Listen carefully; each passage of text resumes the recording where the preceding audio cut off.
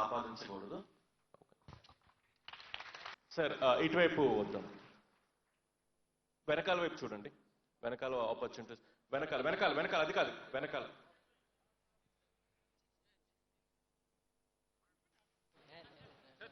Sir నమస్తే sir. ముందుగా పంచాయతీరాజ్ గ్రామీణాభివృద్ధి శాఖ మంత్రి డిప్యూటీ సీఎం గారికి, ఎక్కడున్నారండి, డిప్యూటీ సీఎం గారికి మనస్ఫూర్తిగా నమస్కారాలు తెలియజేసుకుంటున్నాను సార్. నా పేరు Chandra Rao sir, Panchayati Raj engineering department. నా పేరు చంద్రరావు సార్, పంచాయతీరాజ్ ఇంజనీరింగ్ డిపార్ట్మెంట్లో అవుట్ సోర్సింగ్లో జూనియర్ అసిస్టెంట్గా పనిచేస్తున్నాం సార్. మరి 2010 నుంచి సుమారు 210 మంది ఈ అవుట్ సోర్సింగ్ విభాగంలో ఇంజనీరింగ్ సెక్షన్లో వర్క్ చేస్తున్నాం సార్. మా జీతాలు 13,000 సార్. ఈ యొక్క జీతంతో మా కుటుంబాన్ని పోషించుకోవడం చాలా కఠినంగా ఉంది సార్. 13,000తో ఈ రోజుల్లో మినిమం అవసరాలు కూడా తీర్చుకోకుండా చాలామంది మేము చాలా కఠినమైన పరిస్థితుల్లో బతుకుతున్నాం సార్. మీరు కరోనా టైంలో కూడా ఎంతో వర్క్ చేసాం సార్ మన ఇంజనీరింగ్ డిపార్ట్మెంట్లో. ఇక్కడ ఉన్నటువంటి ఇంజనీరింగ్ డిపార్ట్మెంట్లో ఉన్నటువంటి ప్రతి ఒక్కరికి కూడా తెలుసు సార్. దయచేసి మరి ఉప ముఖ్యమంత్రి వర్యులు పవన్ కళ్యాణ్ గారు మీరు పెద్ద మనసుతో మమ్మల్ని HR policy, engineering department, water resource department, house engineering sir, Panchayati Raj engineering విభాగం సార్,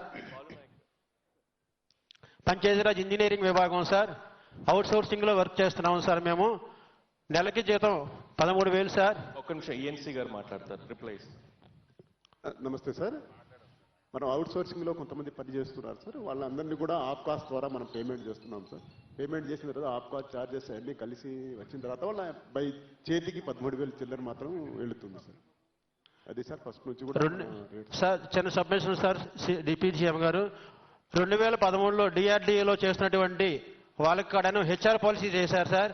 తర్వాత డ్వామా వాళ్ళకి కూడా హెచ్ఆర్ పాలసీ చేసి కనీసం 35,000 45,000 జీతం ఇస్తున్నారు సార్. మాకు దయవించి మినిమం బతకడానికి సరిపడా జీతం ఇవ్వాలని టైం స్కేల్ చేయండి సార్. మమ్మల్ని పర్మనెంట్ చేయమని మేము అడగట్లేదు సార్. చాలా మంది రిటైర్మెంట్ స్టేజ్కి వచ్చేస్తున్నాం సార్. మేమందరం కూడా చాలా 50% వరకు రిటైర్మెంట్ స్టేజ్కి కూడా వచ్చేస్తున్నాం సార్. దయచేసి తమరు మినిమం టైం స్కేల్ ఇచ్చి మమ్మల్ని ఆదుకోవాలని మనస్ఫూర్తిగా మీ పాదాలకి నమస్కారం చేసుకుంటున్నాం సార్. ధన్యవాదాలు సార్.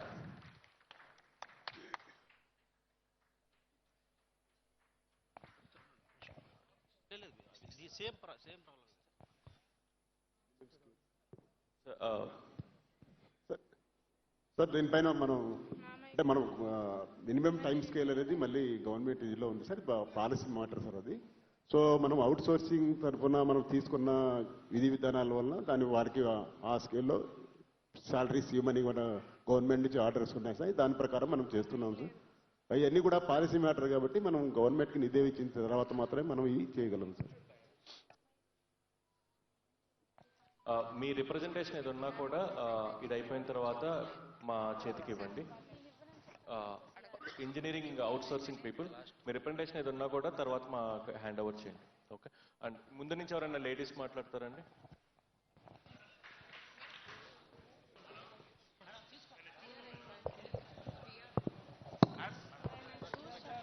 సార్ నమస్తే సార్.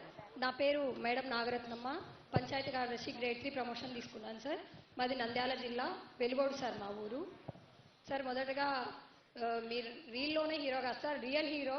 మా పంచాయతీరాజ్ గ్రామీణాభివృద్ధి శాఖకి real real real hero sir. Thank you so much. మీరు చాలా రిఫార్మ్స్ చేశారు సార్. మా ప్రమోషన్స్ కావచ్చు, డిజిటలైజేషన్ కావచ్చు, స్వామిత్వ కావచ్చు, ఇలా చాలా రిఫార్మ్స్ తీసుకొచ్చారు. Basically I'm a big fan of you sir. And మా అబ్బాయి కూడా చాలా చాలా ఇష్టం సార్ మీరంటే. లైవ్లో చూస్తున్నామమ్మా నన్ను తీసుకెళ్ళు అన్నాడు, బట్ కుదరలేదు సార్, సారీ సార్. ఇంకొక చిన్న సబ్మిషన్ సార్, మనకి గ్రీన్ అంబాసిడర్లకి శాలరీస్ అన్నారు కదా సార్, వాటితో పాటు ట్రైసైకిల్స్ కూడా చాలా పాతబడిపోయాయి సార్. సో అవి రిపేర్ చేసినా కూడా పనికిరాని పరిస్థితిలో ఉన్నాయి సార్. కాబట్టి ఏమైనా వాళ్ళకి కొత్త ట్రైసైకిల్స్ ఏమైనా? ఆల్రెడీ డిప్యూటీ సీఎం గారు 1,200 ట్రైసైకిల్స్, 12,000 ట్రైసైకిల్స్, 5,000 పుష్ కార్ట్స్, 200 ఈ ఆటోస్ కి పర్మిషన్ ఇచ్చారు. మీకు జనవరి 31 లోపల అన్ని మీ పంచాయతీలకే చేరుతాయి. 82 కోట్లు పెట్టి పర్మిషన్ ఇచ్చేశారు. అక్కడ green colour, red colour sorry madam.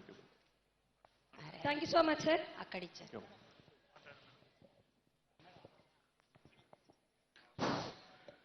ఈరోజు నా జీవితంలో ఒక అద్భుతమైన రోజని చెప్తాను సార్.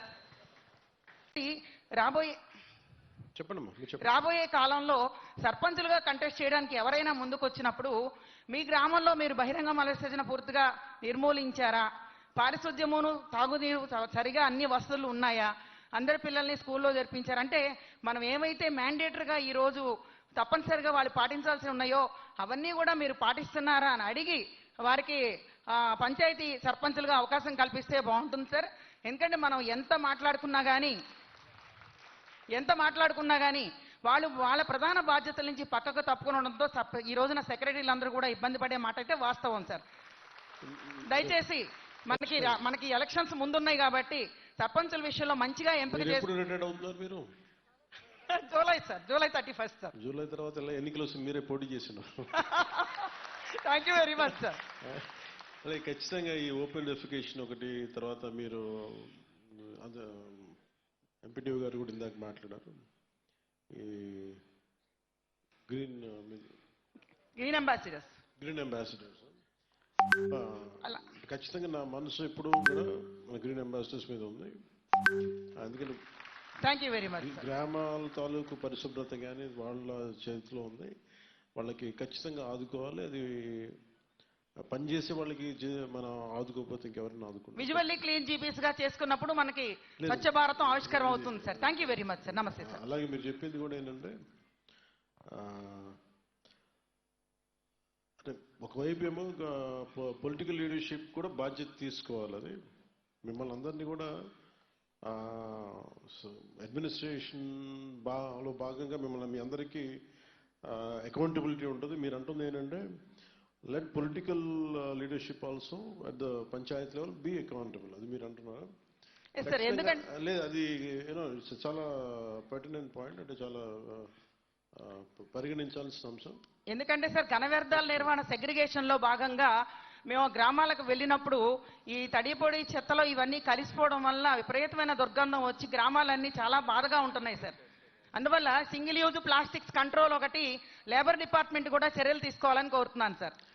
నేను మీరు చెప్పింది ఏమనిపిస్తుంది అంటే నాకు దోస్ పొలిటికల్ డెసిషన్ ఇవన్నీ పక్కన పెడితే నేను కుటుంబంలో ఉండే సభ్యులందరికీ కూడా చెప్తాను, పార్ట్నర్స్కి కూడా కొంత మీకు అవగాహన ఉంది కాబట్టి పంచాయతీ వ్యవస్థ మీద గ్రామాలు ఎలా ఉండాలనేది కొంత శాతం మీలాంటి ఔత్సాహికులు కూడా ప్రోత్సాహం ఇవ్వాలి. అంటే మీలాంటి వాళ్ళు కూడా పనిచేయాలి దాంట్లో సర్పంచెస్కి. ఇది ఖచ్చితంగా దీన్ని పరిగణిస్తాను సార్. లాస్ట్ విషయం సార్, మాకు ట్రైనింగ్ లో భాగంగా మాకు పిఆర్&ఆర్డి మన ట్రైనింగ్స్ కమిషనర్ సార్ మాకు మన సిపిఆర్ గారు ట్రైనింగ్స్ కమిషనర్ వాళ్ళిద్దరు కూడా మాకు తమిళనాడు పంపించారు సార్. ఒక చిన్న చెప్తాను సార్, అక్కడ ఎక్కడ కూడా వాళ్ళు హోటల్స్ లో ఆకులే వాడుతున్నారు సార్, ప్లాస్టిక్స్ వాటర్లేదు సార్. అంటే టిఫిన్ ప్లేట్ల దగ్గర కూడా బడ్డీల దగ్గర కూడా అరిటాకు వేసి టిఫిన్ పెడుతున్నారు సార్. కేరళ కదా, తమిళనాడు సార్. అక్కడ అరిటాకును అలాగే ఆవులకు పెడుతున్నారు సార్.